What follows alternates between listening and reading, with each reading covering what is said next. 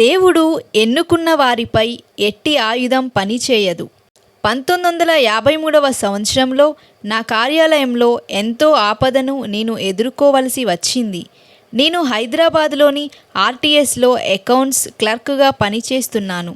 అనారోగ్య కారణంగా ఆసుపత్రిలో చికిత్స నిమిత్తం నేను తరచూ సెలవు పెట్టి వెళ్ళవలసి వచ్చేది. నా విభాగపు అకౌంటెంట్ ఇన్ఛార్జ్ నా యొక్క పై అధికారికి నాపై తరచుగా ఫిర్యాదు చేస్తూ ఉండేవాడు. పై అధికారి పేరు ఖురేషీ. ఆయన ముస్లిం. అట్టి ఫిర్యాదు నాపై ఉన్నదని నాకు తెలియదు. ఒకరోజు ఆఫీసర్ గారిని చూడవలసినదిగా అకౌంటెంట్ నాకు చెప్పాడు. నేను తలుపు తెరిచి ఆయన గదిలోనికి వెళ్ళాను. నన్ను చూచిన ఆ ఆఫీసర్, ఎవరు నీవు అని అడిగాడు. అయ్యా, నేను కేఎస్ పాల్ను. వెంటనే ఆయన అరవడం మొదలుపెట్టాడు. నీవు ఈ కార్యాలయానికి ఒక పెద్ద పీడగా పోగయ్యావు. నిన్ను డిస్మిస్ చేస్తాను అని అరిచాడు.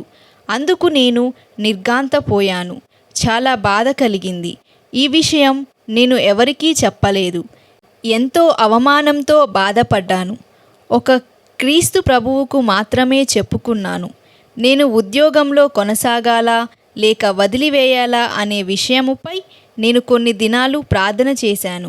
ఖురేషీ గారు మాత్రం కారణం లేకపోయినప్పటికీ నన్ను ఇబ్బంది పెట్టడం మానలేదు. ఒకరోజు నేను హెబ్రోనుకు ఒక కూటమునకు వెళ్ళాను. ఆ రోజు సహోదరుడు భక్తసింగ్ గారు దేవుని వాక్యం యెషయా గ్రంథం నుండి, ముఖ్యంగా ఈ క్రింది వచనముల నుండి నొక్కి చెప్పుచున్నారు. ప్రభువగు యెహోవా నాకు సహాయము చేయును, నా మీద నేరస్థాపన చేయువాడెవడు? వారందరూ వస్త్రము వలె పాతగిలిపోవుదురు, చిమ్మెట వారిని తినివేయును. యెషయా 50వ అధ్యాయం 9వ వచనం. వస్త్రమును కొరికివేయునట్లు చిమ్మెట వారిని కొరికివేయును. అయితే నా నీతి నిత్యము నిలుచును, నా రక్షణ తరతరములుండును. యెషయా 51:8. ఈ మాటలు వివరిస్తూ ఆయన అకస్మాత్తుగా పనిచేస్తున్న కార్యాలయంలో కానీ వేరే విధంగా కానీ సమస్యలను ఎదుర్కొంటున్న వారెవరైనా ఇక్కడ ఉండి ఉండవచ్చు. నీవు పనిచేసే చోట ప్రజలు నీకు వ్యతిరేకంగా చెప్పవచ్చు. నీవు ఈ కార్యాలయానికి ఒక పెద్ద పీడగా పోగయ్యావు అని నీ గురించి అనవచ్చు. అటువంటి మాటలు విన్నప్పుడు చింతించవద్దు. నీవు ఏర్పరచుకొనబడిన వ్యక్తివి. నిన్ను దూషించువారు తినివేయబడుదురు. నీవైతే స్థిరపరచబడుదవు. ఈ రోజులలో కొందరు చిమ్మెట చేరలేని సూట్ కేసులు అని చెప్పి అమ్ముతున్నారు. అయితే నీవు సూట్ కేసు తెరచినప్పుడు నీ బట్టలు చిమ్మెట తినివేసి ఉంటాయి. నిన్ను బాధపెట్టువారు అలాగే అవుతారు. నీ దేవుడు నిన్ను కాపాడుతాడు అని ఆయన చెప్పారు. ఖురేషీ గారు నాకు వ్యతిరేకంగా చెప్పిన ఆ మాటలు, నీవు ఈ కార్యాలయానికి ఒక పెద్ద పీడగా పోగయ్యావు, భక్తసింగ్ గారి నోటి నుండి వెలువడడం నన్ను ఆశ్చర్యంలో ముంచివేసింది. దీని ద్వారా నేను ఎంతో ఆదరణ పొందాను. నా సమస్య నేనెప్పుడు సహోదరుడు భక్తసింగ్ గారికి చెప్పలేదు. అయినను ఆ దినపు వర్తమానము అంతా నాకే. ఈ విధంగా అనేకులు అనేక పరిస్థితులలో సహోదరుడు భక్తసింగ్ గారి వర్తమానాలు విని ఆదరణ పొందారు.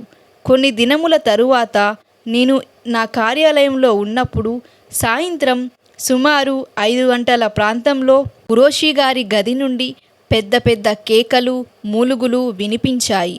విపరీతంగా రక్తం కారిపోతుంది. ఆయనను ఎవరో కత్తితో పొడిచారు. అది మేము చూచి చాలా భయపడ్డాము.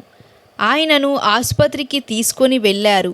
బ్రతికే అవకాశం ఏమాత్రం లేదని వైద్యులు చెప్పారు. పోలీసులు వచ్చి మరణ వాగ్మూల్యం తీసుకున్నారు. తులసిరామ్ అనే క్లర్కు నా గదిలోనికి వచ్చి నన్ను పొడిచారు. మాకు ఎట్టి శత్రుత్వం లేదు. నిజానికి అతను చాలా ప్రయోజకుడైన క్లర్క్. ఆయన ఇలా ఎందుకు చేశాడో నాకు తెలియదు అని ఆయన చెప్పాడు. తులసిరామ్ నా సహ ఉద్యోగి. నా ప్రక్క సీటులో కూర్చునేవాడు. అతనికి అకౌంట్స్ ఆఫీసర్కు మధ్య ఏ గందరగోళం నేను ఎప్పుడూ చూడలేదు. ఖురేషీ మరణం తరువాత నాపై తరచూ ఫిర్యాదు చేసే అకౌంటెంట్ అకస్మాత్తుగా రోగస్తుడయ్యాడు. అతని కడుపు ఉబ్బి చివరకు మరణించాడు. ఇవన్నీ చూచినప్పుడు యెషయా 50వ అధ్యాయం 9వ వచనం, 51వ అధ్యాయం 8 నుండి సహోదరుడు భక్త సింగ్ గారు చేసిన ప్రసంగాన్ని నేను మరొకసారి జ్ఞాపకం చేసుకున్నాను. ఆ దైవజనుని నోట నుండి వెలువడిన దేవుని మాటలు నిజమైనవి అని నేను అర్థం చేసుకున్నాను.